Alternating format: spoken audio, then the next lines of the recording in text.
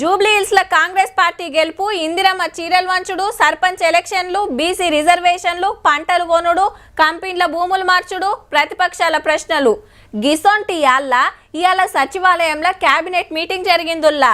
CM sir, మంత్రులు, ఆఫీసర్లు కూర్చొని ఎన్నో మాట్లాడుకున్నారు. అందులో మనం చెప్పుకోవాల్సినవి ఇగో గివ్వి.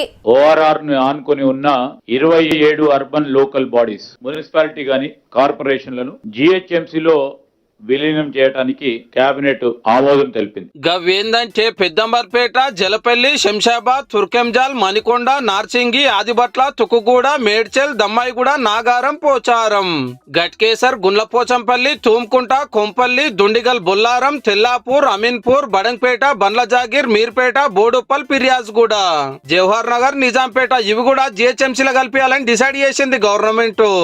హైదరాబాద్ లో అండర్ గ్రౌండ్ విద్యుత్ కేబుల్ సిస్టమ్ ఏర్పాటు చేయాలని జూబ్లీహిల్స్ లో ఏటీసీ పెడతారట ట్రైనింగ్ ఇచ్చి జాబులు చూపిస్తానికి.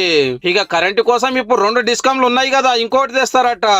వ్యవసాయం ప్రాజెక్టులు, మిషన్ భైరథ, సిటీల నీళ్ల సప్లై కనెక్షన్లు దీనికే ఇస్తారట.